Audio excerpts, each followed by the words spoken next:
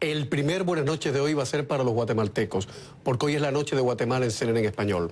Daniel Gurtner, el golfista número 1 de Guatemala, tiene apenas 22 años y sabe muy bien qué es la traición. Ha sobrevivido al viacrucis que le hicieron pasar. Fue suspendido durante un año por un caso de doping que resultó falso. Él va a contar su historia esta noche. Y junto a él, uno de los periodistas más influyentes y poderosos de Guatemala, Emilio Pacheco. Ojo que también ha pasado lo suyo, como cualquier hijo de vecino. Comienza Camilo, que hablando se entiende la gente. Hoy, sobre todo, de Guatemala y sobre Guatemala. Y comenzamos con una noticia. La Fiscalía de Guatemala ha solicitado justamente este jueves la extinción de dominio, entiéndase, recuperación de bienes del expresidente Otto Pérez Molina y la exvicepresidenta Rosana Baldetti, entre las que figuran 6 fincas valoradas en más de 2 milloncitos de dólares. Pérez Molina y Baldetti permanecen en prisión preventiva, procesados por una serie de casos de corrupción. Por cierto, cuando estábamos promocionando este programa en redes sociales, alguien con muchísimo sentido del humor dijo, ¿Pérez Molina y Baldetti o es Bonnie and Clay? No estaba hablando del ex vicepresidente y el expresidente y la ex vicepresidenta. Emilio Pacheco, periodista, analista político, bienvenido. ¿Cómo está usted? Bien, Camilo, con una carga emocional muy fuerte por mi Guatemala y su encrucijada, pero también con mucho entusiasmo por lo que podemos hacer como país, la sociedad guatemalteca. Le propongo el siguiente juego intelectual.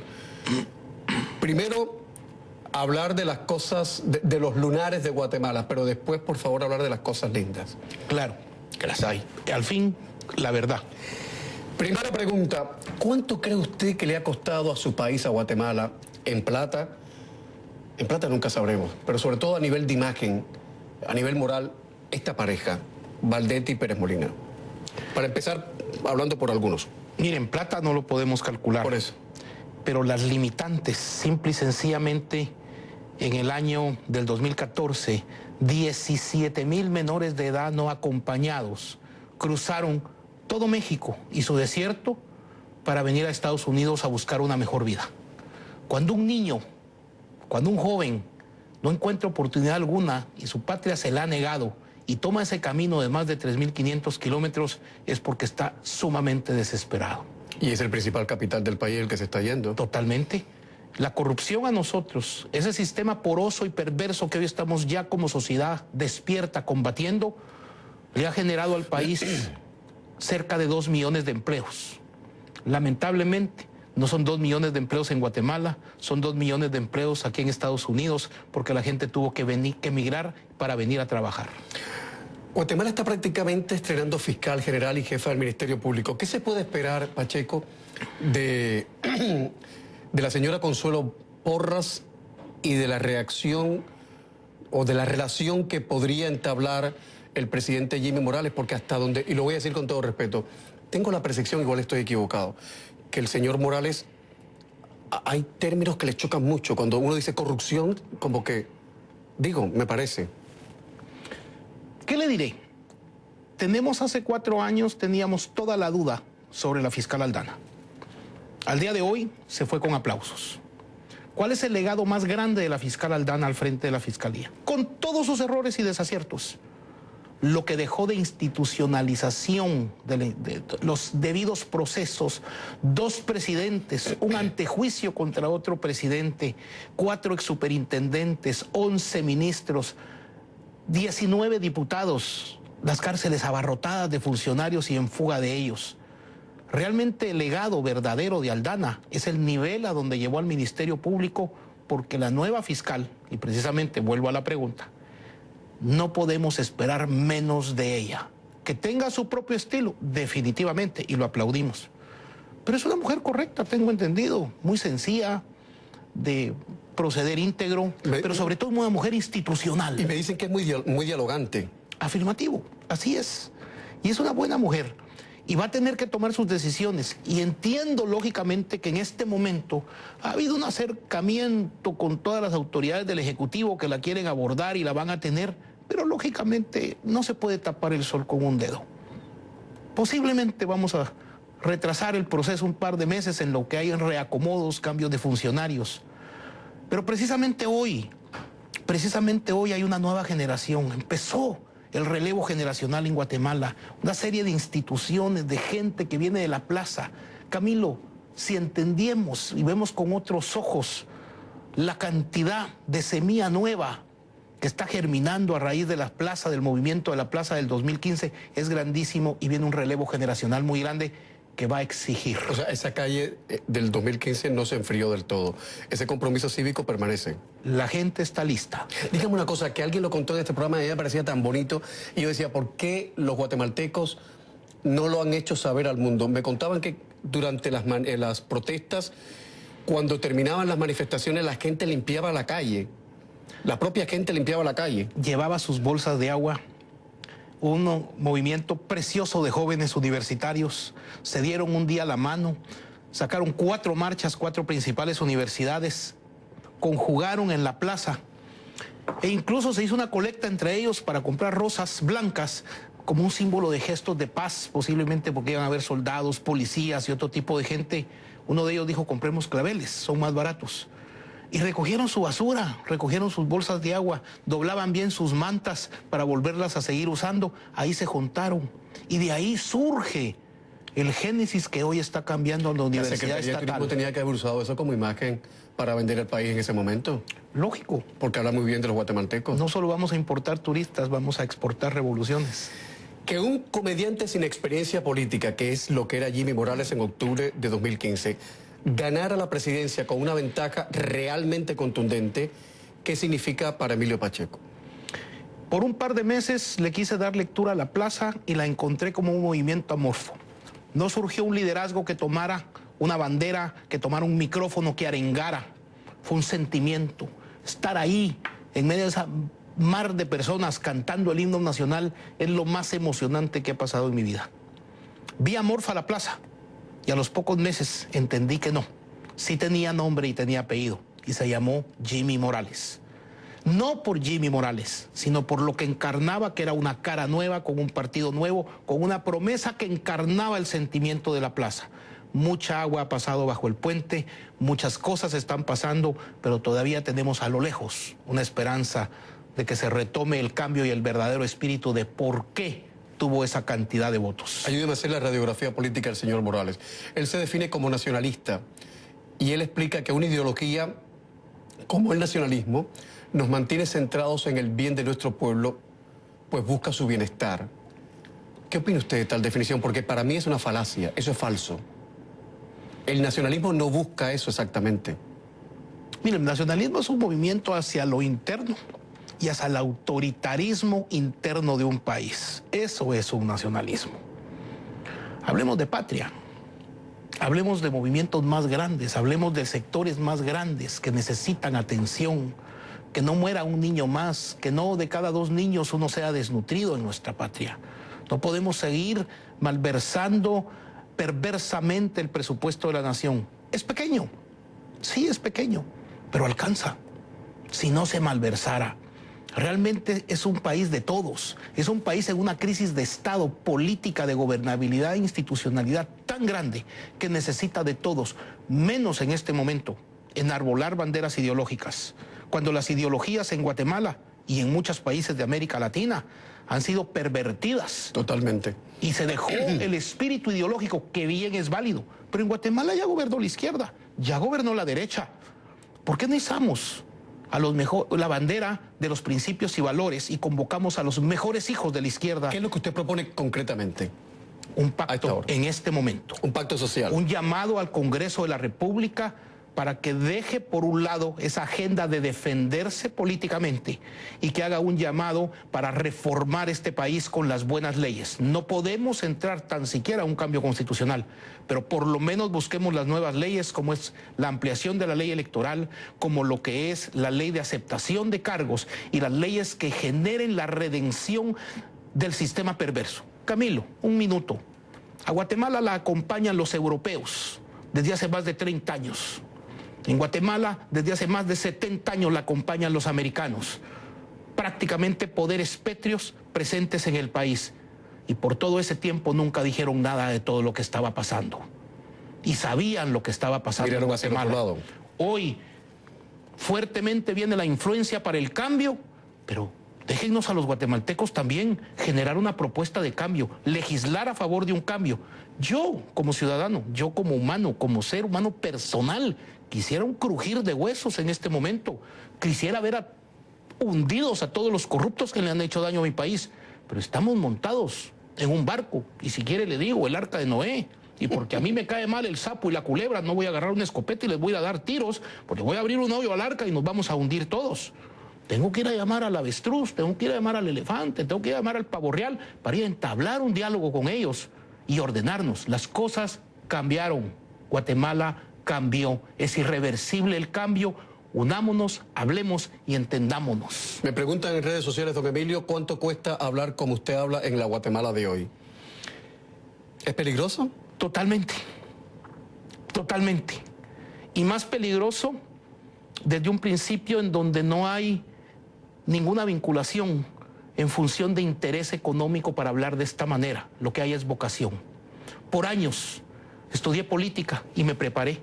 Nací en el partido política de la más pura y auténtica derecha. Me crió el líder de las derechas anticomunistas de este país. Me formé en la universidad académica que defiende la libertad de empresa, pero no soy mercantilista, soy libertario. ¿Y qué decirle de más, Camilo, cuando me voy a gobernar y no puedo? Con una perversidad absoluta en donde mis enemigos no fueron los contrabandistas ni los evasores, sino mis enemigos fueron mis amigos y los papás de mis amigos por la manera de conducir sus negocios. ¿Qué decirle, Camilo, que por eso abrazo el periodismo? Porque desde la prensa se hacía mucho daño, pero también dentro de la prensa se puede hacer mucho bien. Y cambié de carrera, porque al final de cuentas, en aquellos tiempos, cuando me confronté a mí mismo, dije una cosa: no me equivoqué de vocación, me había equivocado de país, y hoy mi país está cambiando. Yo decía al principio del programa que usted, como cualquier hijo de vecino, había pasado lo suyo. Hay que decir que en la época de funcionario de Emilio Pacheco, cuando fue intendente de aduanas, que me imagino que en cualquier país de América Latina el intendente de aduanas es una especie de sucedáneo del rey Luis XIV, aquel déspota que iba a decir el Estado soy yo, porque hay mucha plata allí. Usted tuvo 7 denuncias en su contra, 6 fueron desestimadas. ¿Cómo sobrevivió a todo eso?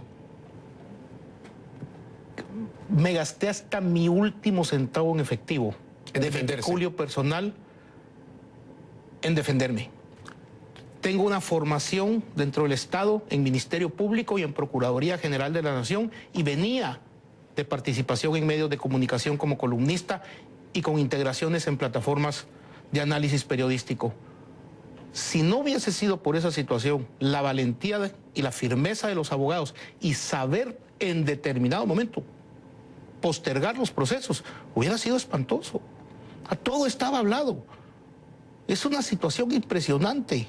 Ya hubiese yo querido en mis tiempos de funcionario, cuando le aumentamos 33% al ingreso de recaudación, decrecimos 34% la planilla del recurso humano en la aduana, que era gente que nunca se quería salir de la aduana, y cuando mejoramos en 150% los tiempos de liquidación. Ya hubiese yo querido en ese tiempo un ministerio público como el de ahora, una sociedad fiscalizadora como la de ahora, una CICIG que nos acompañara, redes sociales que nos acompañaran. Pero se sembró el esfuerzo y ahí está. Dígame una cosa, antes de irnos a publicidad, nos queda un minuto antes de ir a publicidad. Cuando usted fue funcionario público, en esa época, ¿los corruptos se movían con la soberbia habitual con que siempre lo hicieron? ¿O se tapaban y se camuflaban? Se tapaban y se camuflaban. Hay un elemento puntual que se marca exactamente cuando yo salgo de gobierno, que es por el año 2005, 2006 para adelante empieza la parte más fuerte, porque entra el verdadero flujo de efectivo que termina de hacer totalmente perverso al sistema. O sea, empieza la y fiesta, la orgía. Ojo, porque ya no era el dinero de la corrupción, empieza el gran flujo de efectivo del narcotráfico. Que ya son palabras mayores. El periodista Emilio Pacheco en la primera parte de este programa, y en la segunda, Daniel Gurtner, el golfista número 1 de Guatemala, al que quisieron robarle descaradamente sus triunfos. Gabriela Maza, Isaac Orellana, Aura Camargo, Toño Posadas, Paulina Ariz. Felicitaciones, don Emilio. Gracias. Pero Ángel García dice que usted miente, que en Guatemala no corre peligro por decir estas cosas. Bueno, esa opinión. Respeto a Ángel García por Perfecto. su opinión. Embajada de Guatemala en Jerusalén. Déjeme contarle algo. Cuando anunció Guatemala que que seguía los pasos del presidente Trump. Más de un analista político con cierta malquerencia, con cierta sorna, dijo, no sabíamos que eran tan amigos de los israelitas. ¿Cómo se percibió eso en Guatemala? Tenemos que hacer un pequeño paréntesis y un parteaguas. Tenemos unas redes sociales muy activas, las cuales apoyo profundamente y participo. Pero también hay tanta opinión. Guatemala históricamente es amiga de Israel. Explique eso, es lo que yo quería que usted Guatemala en Naciones Unidas fue el voto decisivo de la ponencia para que Israel se convirtiera por primera vez en Estado. Estamos hablando de 1944, exacto. Por la fecha. El embajador Jorge García Granados, en Guatemala, recibe la orden del presidente de la República y en ese momento se activa el voto. Y es el voto decisivo para la fundación del Estado. Y de ahí a la fecha hay una vinculación profunda de Guatemala. Un intercot. Cuando mucha gente en ese momento, en América Latina, mucha clase política de América Latina estaba mirando hacia otro lado y no entendía este paso de Guatemala, que es bueno matizar. La amistad de Guatemala tiene otro matiz muy importante y hay que hablar la verdad, Camilo. 2 países en Guatemala escoltaron a Guatemala en su noche más oscura, que fue el momento de la guerra. Taiwán e Israel. El sector privado de Guatemala se quedó durante la guerra. Fue firme, entregó instalaciones incluso para que el ejército institucional hiciera la defensa del avance de una ofensiva internacional comunista, y hay que decirlo. Habían muchas reivindicaciones sociales y deben haber, todavía no se han logrado esas reivindicaciones sociales. Pero estos 2 países ayudan a Guatemala. Israel fue clave en ese momento de lucha y siempre ha tenido esa mira para Guatemala, pero más aún hay una situación de filiación espiritual. Guatemala es eminentemente practicante, católica y evangélica. Pero la raíz de esta filiación espiritual es el judaísmo. Y por eso es la vinculación también con Israel. A mí no me extraña la decisión del presidente Morales. O sea, entonces eso explica de alguna manera que Guatemala no está siguiendo los pasos de Trump como el perrito de la RCA Víctor, como ha dicho más de un analista de la extrema izquierda. Lo he escuchado tanto en los últimos días que me parecía que era un hecho. A mi honesta forma de pensar, creo que fue una posición coyuntural para el gobierno y la presidencia de Guatemala el tema de Israel. Porque si bien no me extraña en lo absoluto la decisión de apoyar y hacer el cambio de embajada, creo que fue coyuntural quedar muy bien ante el gobierno americano y muy bien ante el gobierno israelí. Le sacaron mucha ventaja a esa situación y le van a sacar más, aunque pudimos haber sacado más, porque realmente no hubiéramos pedido un avión para transportar a tanta gente, ni hubiéramos pedido ciertos apoyos en Congreso y Senado americano para condenar a una comisión que está luchando contra la corrupción. Yo creo que más hubiéramos pedido unos 250 kilómetros de autopista y unos 7 hospitales generales llave en mano, que lo necesitamos más que una discusión en Washington si hay unos rusos o no hay unos rusos con influencia de Putin.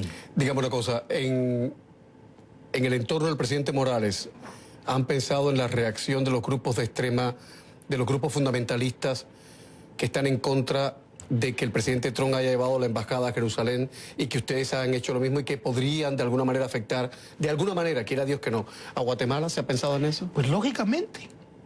Y tiene su grado de riesgo. Que hay que Ahora, ¿qué tiene Guatemala para un ataque terrorista de este tipo? Perdón, Estados Unidos tiene muchos puntos focales, pero ¿qué van a atacar en Guatemala si somos un país tan pobre? Probablemente ciertos temas comerciales, pero lógicamente lo van a suplir los hoy más amigos que antes que tiene Guatemala. ¿Cree usted que el presidente Jimmy Morales se habrá arrepentido por fin de haber intentado sacar del juego en 2017 al jefe de la Comisión Interamericana contra la Impunidad, el abogado colombiano Iván Velásquez, o es que en su cabeza sigue funcionando de que este colombiano no debe estar ahí? Fue muy feo aquello, ¿eh? Hay que decirlo. Muy duro. Hay unas historias ahí fabulosas en donde se une en ese momento para defender el portón del comisionado para que no lo llegaran a sacar. El hijo del líder histórico de la derecha con un agente de avant-garde de las izquierdas. Qué bonito, ¿no? Y se unen en ese momento de casualidad, se enteran y llegan a cubrir Pero ese por Dios, portón. como debe ser, que hablando se entiende la gente, ¿no? Sí, estamos luchando contra la corrupción. ¿Pero usted cree que Jimmy Morales Pero hay un entendió que había errado? Hay un enfrentamiento profundo entre el presidente y el comisionado. Profundo. ¿Personal? Mi percepción es que ya es a un nivel personal. Y no es así. Tenemos que dialogar, nos tenemos que entender. Una cosa son circunstancias específicas durísimas porque es la familia, la parte más intrínseca del ser humano. Está hablando usted del hijo del presidente y del hermano. Y del hermano. Pero otra cosa es un país. Pero también el comisionado tiene que ver con otros ojos de que si bien la justicia no se negocia, lo que estamos gestando es un país, no estamos gestando un caso, simple y sencillamente. Es un país entero el que estamos gestando y no podemos gestar un país si no somos flexibles. Pero el presidente también se enfrentó a la exfiscal Thelma Aldana y la exfiscal no es colombiana, porque podría haber un condimento ultranacionalista. El presidente se dice nacionalista, decir, bueno, ¿qué hace un colombiano metiendo la nariz en mis asuntos? Pero también se enfrentó con la exfiscal. Mire, yo he oído tanto de la injerencia internacional extranjera en Guatemala, de que íbamos a hacer una Venezuela, de que es una injerencia internacional. Señores, si en Guatemala han entrado caravanas de mercenarios asesinos de las bandas de los Zetas mexicanos, por otro lado han entrado flotas aéreas enteras de aviones colombianos. ¿Y quién dijo nada? ¿Quién dijo algo? Han entrado mafias rusas, han entrado una injerencia de tráfico de personas que es impresionante. Hablemos lo que hay que hablar. Cuando conviene, enarbolamos las banderas ideológicas y las banderas nacionalistas y las banderas de la injerencia. ¿Pero por qué? Si estamos todos inmersos en esta lucha que tenemos que cambiar el país. Se enfrenta con la fiscal Aldana también. Si bien es cierto, y hay que hacerlo notar, porque hay que decir las cosas como son, hay un incremento al presupuesto. Pero por otro lado, ha habido una serie de limitantes. Si el presidente se hubiese aliado desde un principio a ser el paladín de Guatemala que necesitábamos, porque el presidente, según la Constitución, representa la unidad de la nación. Guatemala necesita un líder que se levante. Guatemala necesita una voz, un orden.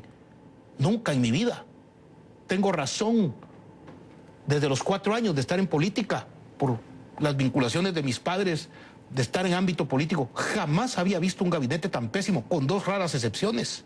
¿Como el de Morales? Espantoso el gabinete. Déjeme del hacerle nivel más bajo que ha tenido Guatemala por muchísimos años. una pregunta que yo me he hecho muchas veces. Y después quiero que me venda Guatemala, porque Guatemala tiene cosas muy lindas, ¿eh? Si el Congreso no hubiera obstruido o torpedeado el desafuero, ¿cuál sería la suerte hoy de Jimmy Morales? Estuviera separado de la presidencia y estuviera enfrentando un proceso penal. ¿Y el Congreso en ese día, en ese momento, obró de la mejor manera en su opinión o de la peor manera? No quisiera ver que el Congreso obró a favor de Jimmy Morales. El Congreso obró en pro de una delgada institucionalización, pero también el Congreso obró egoístamente, porque si tocaban al presidente, los siguientes eran ellos, y ellos saben que la deben. Don Emilio, con esas opiniones no va a llegar usted a ser presidente de Guatemala nunca. No me interesa, me lo han ofrecido 3 veces y hago la pregunta de toda la vida y les digo, denme el nombre de un presidente que haya cambiado este país, y si me lo dan yo me tiro. No hay quien, entonces prefiero ser un puente, un estructurador de un cambio. Bueno, ahora véndame Guatemala, por favor. ¿Por qué tengo que ir a Guatemala? No conozco Guatemala, ¿eh? Me han dicho, me han hablado de Antigua, pero no conozco Guatemala. Pero hábleme de las cosas lindas de su país. Tenemos la más extensa variedad de microclimas. En cuestión de minutos, ni siquiera de horas, estamos cambiando de un bosque lluvioso a un área seca, árida, a un área tropical. Todo juntito, sí. Todo junto. Tenemos 23 volcanes. Tenemos 23... ¿Cuántos? ¿23? 23 volcanes. Pero son tranquilos, son como el hawaiano ese que está acabando. Tenemos 4 que están, gracias a Dios, muy activos, porque eso desfoga mucha energía. Tenemos 23 idiomas, no lenguas, idiomas, con lenguaje escrito. ¿Y se protegen, culturalmente hablando, se protegen?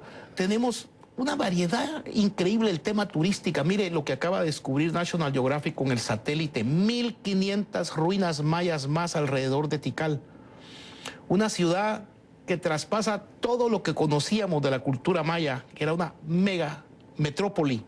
Tenemos la ruina del Mirador, que es la más grande del mundo, más grande que las pirámides de Egipto en Guatemala. Tenemos pesca deportiva. ¿Qué más podemos decir de Guatemala? Es una belleza de país. Lamentablemente los guatemaltecos no estamos a la altura de esa belleza de país. Hábleme de la comida, que lo veo usted fornido. Mire. ¿Usted la dieta nada? No, yo estoy igual gordo. que yo. Yo estoy gordo por comer rico. Sí, yo también. Y delicioso. Y es fabulosa la comida. En el mercado central. En la ciudad de Guatemala. De la ciudad de Guatemala convergen todos los platos típicos del país. ¿Es picosa la comida? Si usted quiere picosa, es picosa. Si no, no. Ya, si no, ya. no. Solo en ciertas áreas. Pero bueno, manejamos platos con pavo, manejamos platos con gallina, manejamos platos con cerdo, con carne. Unas cosas fabulosas. Miren, no he cenado, pero... Yo me he cenado esta noche una ensalada, una muy triste ensalada con 2 huevos duros. No, ya le voy a hablar yo del pepián, del jocón, de todos esos platos del revolcado tan propios de Guatemala, tan característicos de cada una de las áreas del país. Somos un país con vocación forestal, con vocación agrícola, somos un país de gente muy trabajadora. Bueno, pues atención a la clase política, que un país como ese se merece algo mejor. Muchas gracias, don Emilio Gracias, Pacheco. Camilo. Guatemala está cambiando gracias a los que están dando el paso. Hay un empresariado dando ese paso. Necesitamos fortalecer la institucionalidad, reconocernos culpables y partícipes de un sistema que hoy queremos y va a ser necesario que todos cambiemos.